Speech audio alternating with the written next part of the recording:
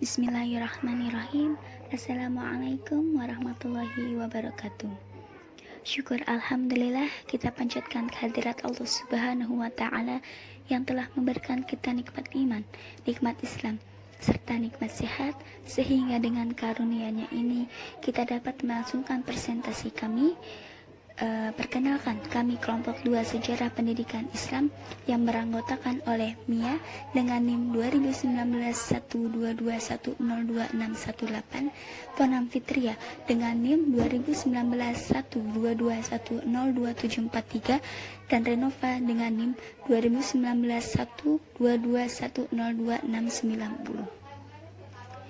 Salawat serta salam semoga tetap tercurahkan kepada Nabi kita, Nabi Muhammad SAW, beserta keluarganya, para sahabatnya, para tabi'in dan tabi'utnya, serta insya Allah kita selaku umat yang tidak hanya mengakui bahwa kita umatnya Rasulullah Muhammad, tapi kelak di yaumil akhir kita pun terakui olehnya.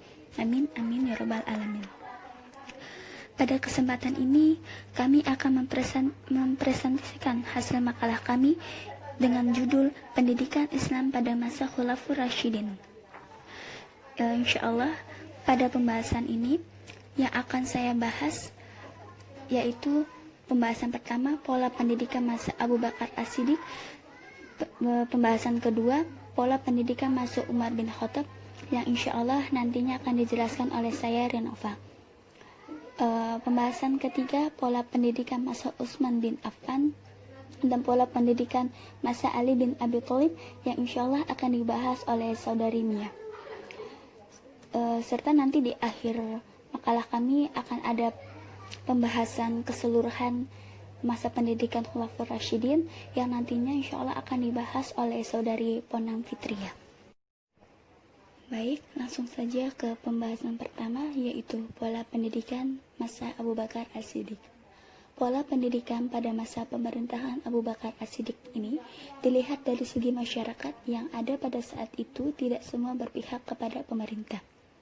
Dengan alasan tersebut, Abu Bakar fokus untuk menangani pemberontakan orang-orang murtad, orang-orang yang mengaku dirinya sebagai nabi, dan orang-orang yang tidak lagi membayar zakat. Hal ini menyebabkan pendidikan di masa ini tidak banyak mengalami perubahan sejak masa Rasulullah SAW, yakni berkisar pada materi pendidikan seputar tauhid, akhlak, ibadah, dan kesehatan. Nah, materi pembelajaran pada masa Abu Bakar As-Siddiq ini ada 4 materi. Materi pendidikan keimanan atau tauhid, yaitu menanamkan bahwa satu-satunya yang wajib disembah adalah Allah Subhanahu wa taala. Materi yang kedua yaitu pendidikan akhlak. Pendidikan akhlak adalah bagaimana membentuk pribadi yang berakhlak mulia, seperti mengetahui tentang adab-adab masuk rumah, sopan santun, bertetangga, bergaul dalam masyarakat, dan lain sebagainya. Ketiga yaitu pendidikan ibadah. Pendidikan ibadah ini seperti pelaksanaan sholat, serta cara-cara dalam beribadah sesuai dengan perintah agama. Dan yang keempat yaitu pendidikan kesehatan. Pendidikan kesehatan seperti kebersihan, gerakan-gerakan dalam sholat, itu merupakan didikan untuk memperkuat jasmani dan rohaninya. Adapun mengenai bentuk lembaga pendidikan pada masa Abu Bakar As-Siddiq adalah masjid yang berfungsi sebagai tempat belajar, ibadah, dan musyawarah.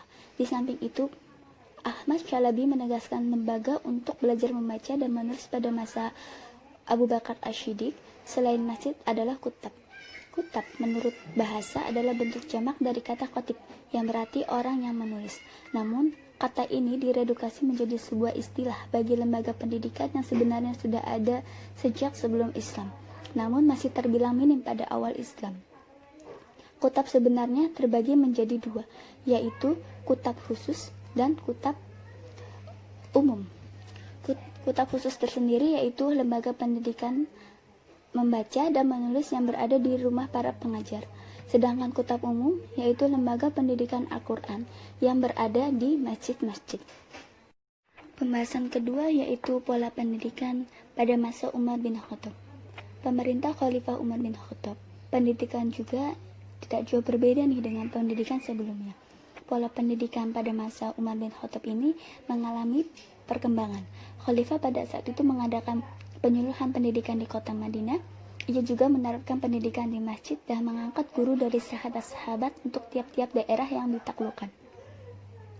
Para sahabat tersebut bukan hanya bertugas mengajarkan Al-Quran, tapi juga fikih dan lainnya.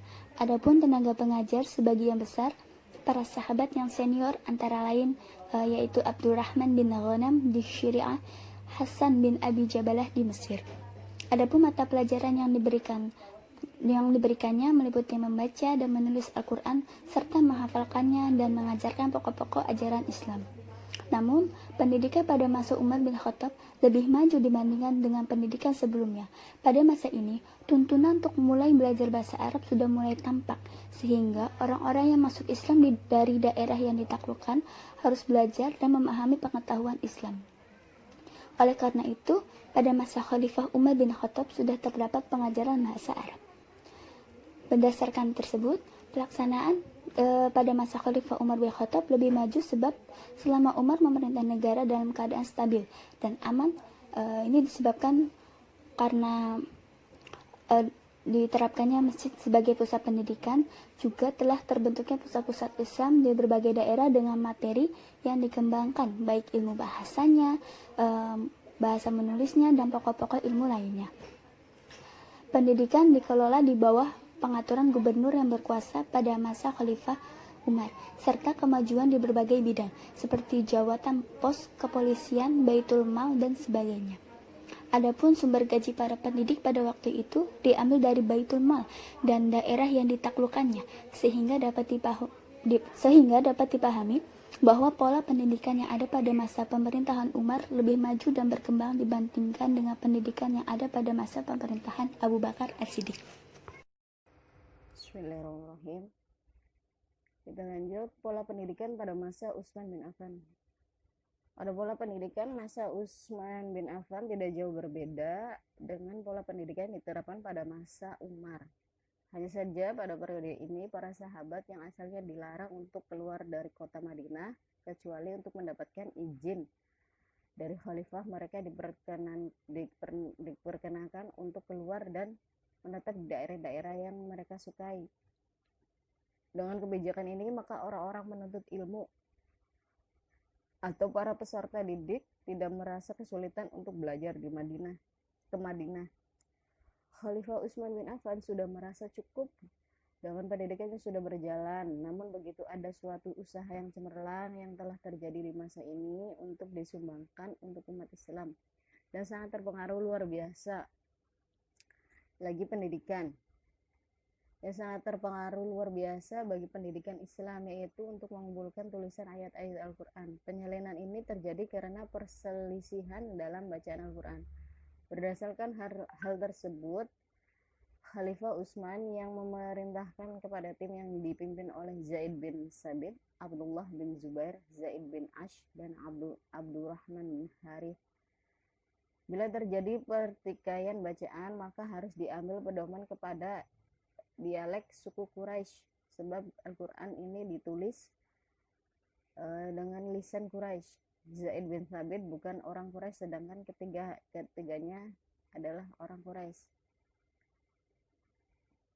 Tugas mendidik dan mengajak umat pada masa Utsman bin Affan diserahkan kepada umat itu sendiri. Artinya bahwa pemerintah tidak mengangkat guru-guru, dengan kedemikian para pendidik sendiri melaksanakan tugasnya hanya dengan mengharapkan keridhaan Allah Subhanahu wa taala. Kita lanjut pola pendidikan masa Ali bin Abi Thalib. Pemerintahan Khalifah Ali bin Abi Thalib selama 6 tahun dengan kondisi pemerintah yang tidak stabil ini dapat dipahami bahwa pendidikan pada masa ini mendapatkan hambatan dikarenakan Khalifah sendiri tidak sempat untuk memikirkan secara serius tentang bagaimana pendidikan itu, berarti pola pendidikannya tidak jauh berbeda dengan masa-masa sebelumnya. Sistem pendidikan dan pusat pendidikan pada masa Khulafaur Rasyidin. Kita bahas pusat pendidikan dulu. Yang pertama ada Mekah. Di Mekah, guru pertamanya yaitu Mu'adz bin Jabal, dan materi pembelajarannya masih dasar, yaitu Al-Quran dan hadis. Kemudian yang kedua di Madinah, sahabat yang terkenal pada waktu itu adalah Abu Bakar, Utsman, Ali, dan sahabat yang lainnya. Yang ketiga di Basrah, sahabat yang termasyhur adalah Abu Musa al-Asy'ari. Beliau ahli fikih dan al-hadis. Kemudian yang keempat ada Kufah, sahabat-sahabat yang termasyhur yaitu Ali bin Abi Thalib dan Abdullah bin Mas'ud.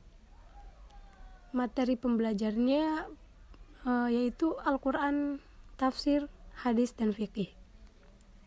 Kemudian yang kelima ada Damsyik atau Syam. Setelah Syam menjadi negara bagian Islam dan penduduknya banyak beragama Islam, maka Khalifah Umar mengirimkan 3 orang guru. Di antaranya adalah Muaz bin Jabal, Ubaidah, dan Abu Darda. Muaz bin Jabal ditempatkan di Mesir, kemudian Ubaidah di Hims, dan Abu Darda di Damsyik. Kemudian yang keenam, Mesir. Sahabat-sahabat yang bermula mendirikan madrasah dan menjadi guru di Mesir adalah Abdullah bin Amr bin As, dan ia ahli dalam bidang hadis. Pusat-pusat pendidikan Islam pada masa Khalifah di atas dapat dipahami bahwa materi pembelajaran yang diajarkan meliputi agama maupun ilmu umum yang bertujuan untuk menyiarkan agama Islam dan meningkatkan ilmu-ilmu keislaman.